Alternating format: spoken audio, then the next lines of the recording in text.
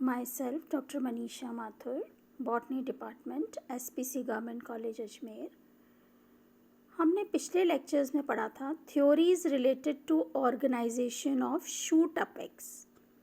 हमने देखी थी कि शूट अपेक्स क्या होता है, फिर हमने देखी थी एपिकल सेल थ्योरी, किस तरह से एक सिंगल एपिकल सेल रिस्पॉन्सिबल होता है पूरे शूट अपेक्स के डेवलपमेंट के लिए। फिर देखी थी histogen theory that was given by Hanstein कि 3 हिस्टोजन्स प्रेजेंट होते हैं, डर्मेटोजेन, प्लेरोम और पेरिब्लैम। थर्ड हमने देखी थी ट्यूनिका कॉर्पस थ्योरी जो श्मिट ने दी थी 1924 में, जिसके अनुसार 2 लेयर्स होती हैं, ट्यूनिका एंड कॉर्पस। आज हम पढ़ेंगे fourth theory that is histogenic layer theory. ये जो थ्योरी है हिस्टोजेनिक लेयर थ्योरी, इसको डरमन ने दिया था 1974 में। तो अकॉर्डिंग टू डरमन कई मेरिस्टेमेटिक लेयर्स प्रेजेंट हैं शूट अपेक्स में, और बेसिकली इन लेयर्स का जो नंबर है वो 3 है, there number is 3, but in many plants there are more than 3 layers, there are more than 3 layers. और डरमन के अनुसार जो L1 लेयर है, हम यहाँ देख सकते हैं कि L1, L2 और L3 ये 3 लेयर्स डरमन ने दी थी, और लेकिन कई प्लांट्स में इनसे ज़्यादा लेयर भी देखी गई। तो अकॉर्डिंग टू डरमन L1 जो लेयर है, the layer L1, it generates या इट फॉर्म्स एपिडर्मिस। ये L1 के जो सेल्स हैं वो डिवाइड होके एपिडर्मिस का निर्माण करते हैं। सेकेंड लेयर इज L2 के जो L2 लेयर के जो सेल्स होते हैं they form cortex. The cells of L2 layer they form cortex and outer part of vascular tissue. Cortex and outer part of vascular tissue, या अपन कह सकते हैं L2 और L3 के लिए कि they generate the internal tissues.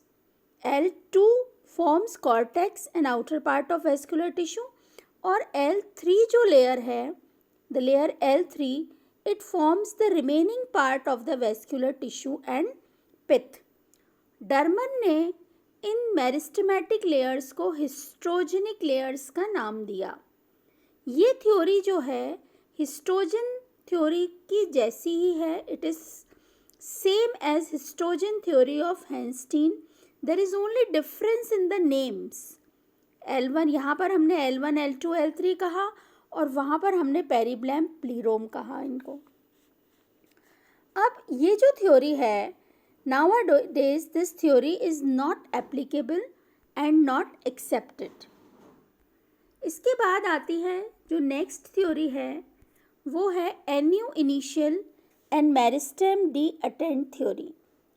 ये जो थ्योरी है इसको कई फ्रेंच बॉटनिस्ट्स ने दिया था, जिसमें मेन नाम आता है ब्यूविट का, जिसने 1952 एंड 1955 में थ्योरी दी थी। इसके अलावा और भी बॉटनिस्ट हैं जिन्होंने इस थ्योरी में कंट्रीब्यूट किया था, और वो बॉटनिस्ट हैं दे वर प्लेंटीफोल 1947-50 एंड केम्फर्ट 1956। तो इस थ्योरी के अनुसार according to this theory 3 meristematic zones of stem are differentiated. 3 meristematic zones stem के अपेक्स में या शूट के अपेक्स में डिफरेंशिएटेड किए गए, और ये तीनों जोन हैं। सबसे first zone is NU initial. NU initial जो जोन है, जो हम यहाँ देख सकते हैं NU initial, this zone NU initial, the meristematic cells of this zone forms the outer or peripheral zones of the stem. ये स्टेम के बाहरी भाग को और पेरिफेरल जोन्स को बनाते हैं, जैसे outer layers of outer and inner cortex, endodermis, इनका निर्माण करते हैं NU इनिशियल के cells. Second zone is meristem डी अटेंट और वेटिंग मेरिस्टेम्स। इस जोन का नाम है मेरिस्टेम डी अटेंट और वेटिंग मेरिस्टेम। अब ये जो जोन है वेटिंग मेरिस्टेम का, इसके cells they are not active, cells initially active नहीं हैं, लेकिन at the time of flowering they become active and form inflorescence and flowers.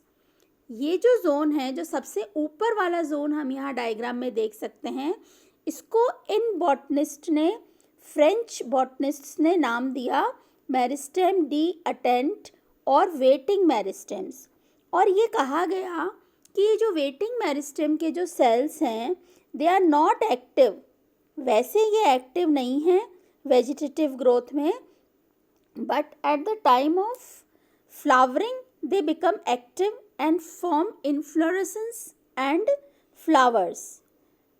These meristematic cells are present just below this just above this annuinitial zone, जिसको अभी तक सब botanist ने, जितनी भी हमने थ्योरीज पढ़ी, सब थ्योरीज में इस जोन को सबसे ज़्यादा एक्टिव जोन बताया गया था। उसी जोन को इन फ्रेंच बॉटनिस्ट ने सबसे इनर्ट जोन बताया और ये कहा कि ये जोन एक्टिव होता है only eight the time of flowering. Third zone is meristem medullary. तीसरा जोन हम डायग्राम में देख सकते हैं, दैट इज मेरिस्टेम मेड्यूलर। ये जो मेरिस्टेमेटिक सेल्स हैं ये सेंट्रल पार्ट में पाए जाते हैं, शूट अपेक्स के सेंट्रल पार्ट में पाए जाते हैं, और इनके एक्टिवेशन से या इनके डिवीजन से ये जोन जो है, इसके सेल्स विभाजित होकर वेस्क्यूलर टिश्यू और पित्त का निर्माण करते हैं। They form vascular tissue and pith. ये theory, this theory was not accepted by most of the botanist. इस थ्योरी को कई बॉटनिस्ट्स ने एक्सेप्ट नहीं किया, because according to many botanist all meristem tissue of shoot apex are active. सारे जो होते हैं, जो मेन रीजन जिसको अभी तक सब बॉटनिस्ट ने एक्टिव बताया था, उसको इस थ्योरी ने बताया कि ये जो जोन है ये इनर्ट जोन है और सिर्फ फ्लावरिंग के समय ही ये वाला जोन एक्टिव होता है। इसके बाद जो थ्योरी आती है वो है साइटोहिस्टोलॉजिकल जोनेशन थ्योरी। इस थ्योरी को फॉस्टर ने दिया था। This theory was given by Foster in 1939 और फॉस्टर ने गिंको बायलोबा के शूट अपेक्स को स्टडी करके इस थ्योरी को फॉर्म किया था। तो फॉस्टर के अनुसार, फॉस्टर ने बताया था कि साइटोहिस्टोलॉजिकल जोन्स उसने रिकॉग्नाइज करे थे और दे आर एज फॉलोज। ये जो जोन्स हैं, 4 जोन्स फॉस्टर ने बताए थे। सबसे पहला जोन है एपिकल इनिशियल ग्रुप, जिसको हमने यहाँ पर डी से बता रखा है, एपिकल इनिशियल ग्रुप। ये वाला जो जोन है, it includes a group of initials along the apical surface. सबसे ऊपर वाले सरफेस पे इनिशियल्स का जोन है। और सेकंड जोन है central mother cell zone. Central mother cell zone, जिसको यहाँ पीबी नाम से बता रखा है, this zone lies below the apical initial group and it is derived from this apical initial group this entire distal group of cells. और ये जो एंटायर डिस्टल ग्रुप है, जब हम स्टेन करते हैं तो ये जो जोन है ये लाइट स्टेन लेता है। It takes a lighter stain and it is vacuolated. इसके सेल्स में बड़े वैक्यूल्स होते हैं and this area has a relatively low rate of mitotic activity. ये जो जोन है दोनों, apical initial group and central mother cell group, इनकी जो माइटोटिक एक्टिविटी होती है वो बहुत कम होती है। They have low rate of mitotic activity. और इनके जो वॉल्स होती हैं, primary wall of central mother cells are thickened. Primary जो वॉल्स होती हैं सेंट्रल मदर सेल के, जो जोन के जो सेल्स होते हैं, उनकी प्राइमरी वॉल थिक होती है और डिस्टेंटली पिटेड सेल वॉल होती है। तीसरा जोन जो आता है दैट इज रिब मेरिस्टेम, जिसको पीआर कहा गया है, यहाँ पर पीआर जोन कहा गया है। सबसे लोअर जोन जो पीआर जोन है ये कहा गया है। ये जो जोन है रिब मेरिस्टेम, जिसको एरोस से बता रखा है, ये वाला जोन जो है this is lower most zone जो है rib meristem. It consist of centrally situated derivatives of central mother cell. जो सेंट्रल मदर सेल जोन है इसके डिवीजन से जो सेल्स बनते हैं they constitute the rib meristem. और इस जोन के जो सेल्स हैं ये भी वैक्यूलेटेड हैं और ट्रांसवर्सली डिवाइड होते हैं और अलग अलग लेयर्स बनाते हैं। इस जोन को फाइल मेरिस्टेम भी बोलते हैं। This zone is also known as file meristem और पिथ मेरिस्टेम। पिथ मेरिस्टेम भी कहा जाता है इसको। इसके बाद में जो जोन आता है वो साइड वाला जोन आता है that is called flank meristem या पेरिफेरल मेरिस्टेम। इसको पेरिफेरल मेरिस्टेम या फ्लैंक मेरिस्टेम भी बोलते हैं फोर्थ जोन को। और ये जो होता है एपिकल इनिशियल्स से और सेंट्रल मदर सेल से ओरिजिनेट होता है, सबसे ऊपर वाले जोन से और सेकंड जोन से। इसके सेल्स जो होते हैं दे आर डेंसली स्टेनिंग। इस जोन के सेल्स डार्क स्टेन लेते हैं और इस जोन के सेल्स को कहा गया है कि दे आर माइटोटिकली एक्टिव।